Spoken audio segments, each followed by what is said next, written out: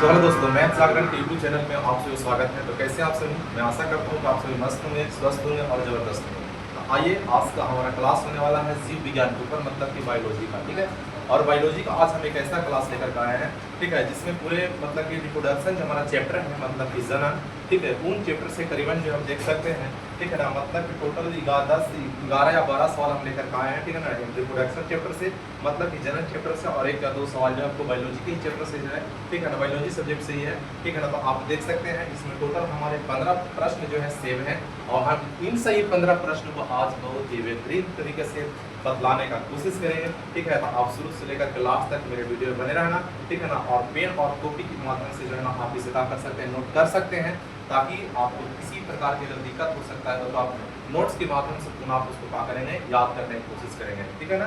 तो आइए, आज का हमारा क्लास चालू होगा, लेकिन हाँ, उससे पहले आप अगर मेरे चैनल पर अगर पहली बार होंगे तो चैनल को एक बार सब्सक्राइब कर देना, और वीडियो अगर कहीं अच्छा लगता है तो वीडियो को लाइक कर देना और दोस्तों तक शेयर करना नहीं भूलना, ठीक है ना। तो आइए, आज की क्लास को हम स्टार्ट करते हैं, देर न करते हुए क्लास को शुरू करेंगे और इस सेशन को पूरा करने की कोशिश करेंगे हम, ठीक है ना। तो आइए, आप मेरे साथ शुरू से लास्ट तक बने रहेंगे। देखिए, आज मेरे पास सवाल इस प्रकार का है, और सारे के सारे सवाल को हम क्या करेंगे ना, ठीक है ना, बारी बारी से बतलाने की कोशिश करेंगे। फर्स्ट नंबर हमारा सवाल कहता है, रिप्रोडक्शन चैप्टर का हमारा फर्स्ट नंबर सवाल है, पुष्प मतलब होता है मेरा फूल, पुष्प मतलब क्या होती है, फूल होता है। क्या तो पुष्प के मादा भाग को हम लोग क्या कहते हैं, क्या नाम से जानते हैं, ठीक है। तो पुष्प के मादा भाग को जो है ना हम लोग क्या बोलते हैं, ठीक है, पुष्प के मादा भाग को हम लोग जायंग कहते हैं। क्या कहते हैं? जायंग कहते हैं। क्या कहते हैं मेरे भाई? जायंग कहते हैं। आप यहाँ पर लिख लेना, पुष्प का मादा भाग का जो क्या कहते हैं, जायंग कहते हैं। क्या कहते हैं? जायंग कहते हैं, ठीक है। आपका आंसर हो गया। आपने कहेगा बताइए कि जायंग जो है, ठीक है, पुष्प का कौन सा भाग है, तो पुष्प का मादा भाग है जायंग, ठीक है। पूछेगा कि जायंग जो है पुष्प का कौन सा भाग है, तो जायंग जो है पुष्प का मादा भाग है। कौन सा भाग है? मादा भाग है। क्लियर है ना। चलिए सेकंड नंबर सवाल की ओर चलते हैं। सेकंड नंबर सवाल कहता है, पुष्प का नर भाग को क्या कहते हैं, ठीक है।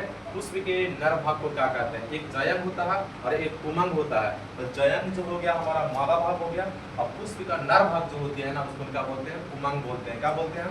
उमंग बोलते हैं। तो आप यहाँ पर लिख लेना, उमंग कहते हैं। क्या कहते हैं? उमंग कहते हैं। क्लियर है ना। ये आपका आंसर हो जाएगा। तो पुष्प के नर भाग को क्या कहते हैं? उमंग कहते हैं। मेरे दोस्तों, बिल्कुल आपको एकदम सही तरीके से बताने की कोशिश करूंगा। हमारे अंदर जितने भी मतलब की क्षमता है, मैं उन क्षमताओं को आज आपके सामने क्या कर देने वाला हूँ, ठीक है ना, पूरा रूबरू करवा देने वाला हूँ। तो आप मेरे साथ बने रहिए, पूरे के पूरे सवाल को हम इसमें क्या करेंगे, कवर करने का कोशिश करेंगे। बहुत ही ज़्यादा मेहनत लगता है सारे ऑब्जेक्टिव को छाटने के लिए, ठीक है ना। हर किसी में कैपेसिटी नहीं होता है, क्षमता नहीं होता है कि ऑब्जेक्टिव कैसे छाटा जा सकता है, कैसे बनाया जा सकता है। सवाल को बनाने के लिए आपको माइंड जरूर होना चाहिए, ठीक है ना। क्योंकि रटने के लिए आप रट सकते हो, ठीक है, लेकिन सवाल हर किसी से नहीं बन सकता है। कैसे आपको सवाल छाटना है या फिर नहीं छाटना है। चलिए आइए, उसके बाद क्या आता है, 3 नंबर सवाल है कि परागण कितने प्रकार का होता है। आपके लिए बहुत ही ज्यादा इंपॉर्टेंट है कि परागण कितने प्रकार का होता है। तो परागण की दो विधियां होती है, एक स्वपरागण होता है, एक परपरागण होता है, ठीक है। स्वपरागण और एक परपरागण होता है। आप लिख लेना, परागण कितने प्रकार का होता है। तो परागण जो है 2 प्रकार का होता है। कितने प्रकार का होता है? 2 प्रकार का होता है। और एक होता है स्वपरागण और एक होता है परपरागण। स्वपरागण और परपरागण होता है। चलिए हम सेकेंड नंबर सवाल को लेते हैं। सेकेंड नंबर सवाल कहता है कि शुक्राणु का निर्माण कहाँ पर होता है, ठीक है। और शुक्राणु जो है, ठीक है, इसमें शुक्राणु जो है पुरुषों में बनते हैं। कहाँ पर? पुरुषों में, ठीक है ना। लेकिन पुरुषों में जो है शुक्राणु जो है कहाँ पर निर्माण होता है, तो पुरुषों में शुक्राणु जो है, ठीक है ना, वृषण में निर्माण होता है। कहाँ पर होता है? वृषण में होता है, ठीक है ना। तो आप लिख लेना कि शुक्राणु का निर्माण कहाँ होता है, तो वृषण में होता है। कहाँ पर होता है? वृषण में होता है। या अगर आपसे सवाल पूछेगा, बताइए पुरुषों में कितने जोड़े वृषण होते हैं। पुरुषों में कितने जोड़े वृषण होते हैं, तो 2 जोड़ा वृषण होता है। कितने जोड़ा होता है? 2 जोड़ा वृषण होता है पुरुषों में, ठीक है ना। आपको एक चीज भी मान में क्या कर लेना है, सेट कर लेना, उसको लिख लेना है। सवाल हम नेक्स्ट करते हैं। सवाल नेक्स्ट कहता है कि अंडाणु का निर्माण जो है कहाँ पर होता है, ठीक है। तो अंडाणु का निर्माण जो होता है स्त्रियों में जो होती है अंडाशय में होता है। कहाँ पर होता है? अंडाशय में। तो आप इसको लिख लेना, अंडाशय। क्या लिख लेंगे? अंडाशय में, ठीक है ना। कहाँ लिख लेंगे? अंडाशय। इसका सवाल का जवाब क्या हो जाएगा? अंडाशय हो जाएगा। मतलब कि महिलाओं में अंडाणु का निर्माण जो होती है अंडाशय में होता है। कहाँ पर होता है? अंडाशय में होता है, ठीक है। और पूछे कितने जोड़े अंडाशय होते हैं, तो 2 जोड़े होते हैं। कितने जोड़े होते हैं? 2 जोड़े होते हैं, एक बायां तरफ और एक दायां तरफ, ठीक है ना। तो आइए हम सवाल नंबर नेक्स्ट चलते हैं। 6 नंबर सवाल हमारा कहता है कि स्त्री हार्मोन को हम लोग क्या कहते हैं। बहुत ही ज़्यादा मतलब कि लॉजिकल सवाल है और बहुत ही ज़्यादा अच्छा सवाल है एकदम, ठीक है ना। और बहुत ही इसका हम इम्पोर्टेंट सवाल हम कर सकते हैं। कहते हैं कि स्त्री हार्मोन किसको बोलते हैं, स्त्री हार्मोन को नाम बताइए। तो स्त्री हार्मोन को हम लोग एस्ट्रोजन बोलते हैं। क्या बोलते हैं मेरे भाई, एस्ट्रोजन बोलते हैं। आप इसको लिख लेना, स्त्री हार्मोन को क्या कहते हैं, एस्ट्रोजन कहते हैं। क्या कहते हैं, एस्ट्रो, ठीक है ना, एस्ट्रोजन। क्या बोलते हैं, एस्ट्रोजन कहते हैं। क्या कहते हैं, एस्ट्रोजन कहते हैं। इसका आंसर क्या हो जाएगा, एस्ट्रोजन हो जाएगा। मतलब कि स्त्री हार्मोन को क्या बोलते हैं हम लोग, एस्ट्रोजन कहते हैं। क्या कहते हैं, एस्ट्रोजन कहते हैं। तो एक पुरुष हार्मोन भी है, तो पुरुष हार्मोन को हम लोग किस नाम से जानते हैं, ठीक है। तो पुरुष हार्मोन को हम लोग टेस्टोस्टेरोन कहते हैं। क्या कहते हैं, टेस्टोस्टेरोन कहते हैं। तो पुरुष हार्मोन का नाम क्या है हम लोग, टेस्टो, ठीक है, टेस्टो, ठीक है ना, एस्टेरोन, टेस्टोस्टेरोन कहते हैं। क्या कहते हैं, टेस्टोस्टेरोन कहते हैं। ये कौन सा हार्मोन हो गया, तो ये हमारा पुरुष हार्मोन हो गया दोस्तों। कौन सा हार्मोन है, पुरुष हार्मोन। स्त्री हार्मोन की जब बात अगर करेगा तो एस्ट्रोजन, या फिर सवाल में इसे पूछेगा बताइए एस्ट्रोजन कौन सा हार्मोन है, तो स्त्री हार्मोन है। या फिर कहेगा टेस्टोस्टेरोन कौन सा हार्मोन है, तो आप कह देना कि पुरुष हार्मोन है। सवाल को जैसे भी ग्राफ गिरा कर पूछ सकता है, लेकिन आपको समझ के आंसर देना है, ठीक है ना। अब आगे देखिए सवाल नंबर हमारा 8 होने वाला है, मतलब कि 8 हमारा होने वाला है। 8 नंबर सवाल कहता है कि एड्स जो है किसके कारण से होता है, ठीक है ना। आप उसको नाम बताना है कि आखिर में एड्स जो है किसके कारण से होता है। ऐसे तो एड्स जो है एक यौन संचारित रोग है, ठीक है ना। मतलब कि अनैतिक संबंध बनाने से, गलत संबंधों के बनाने से एड्स रोग का निर्माण होती है, ठीक है।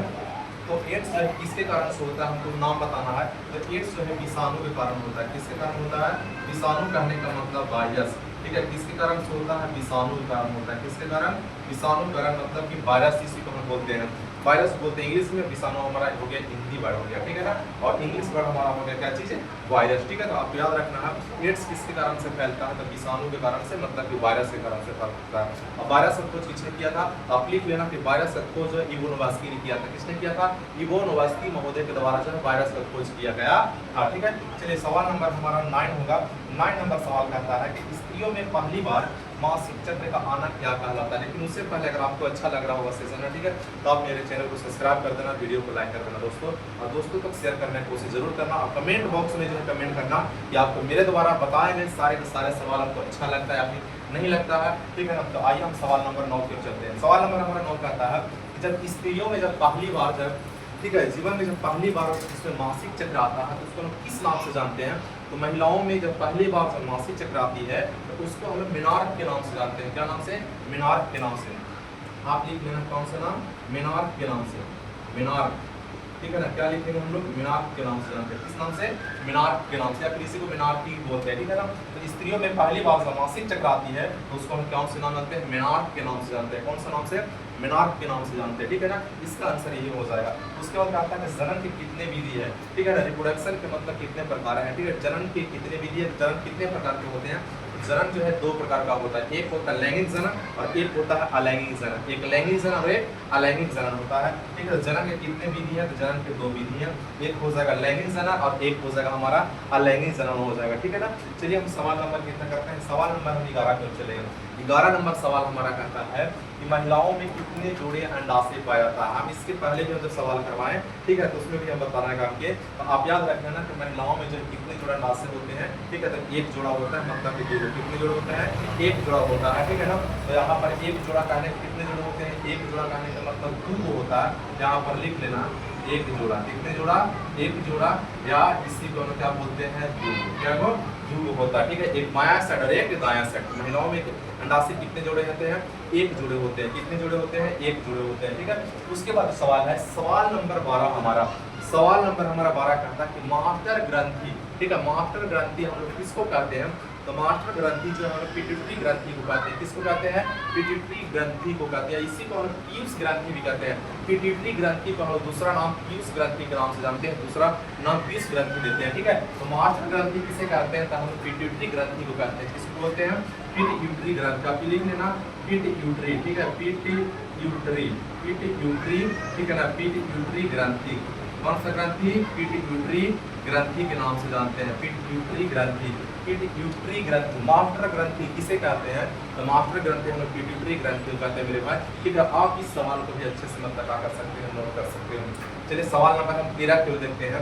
कहता है कि रक्त को शुद्ध कौन करता है? हमारे शरीर में जो है रक्त को शुद्ध करने का काम कौन करता है? उसको छानने का काम कौन करता है? ठीक है, तो रक्त को शुद्ध करने का काम हमारा किडनी करता है। कौन करता है? किडनी करता है। ठीक है, तो आप लिख लेना किडनी। क्या लिख लेंगे हम? किडनी लिख लेंगे। ठीक है, रक्त को शुद्ध करने का काम कौन करता है? तो किडनी करता है। इसी को हम लोग इंग्लिश में कहते हैं प्री, क्या बोलते हैं? इसी को प्री कहते हैं।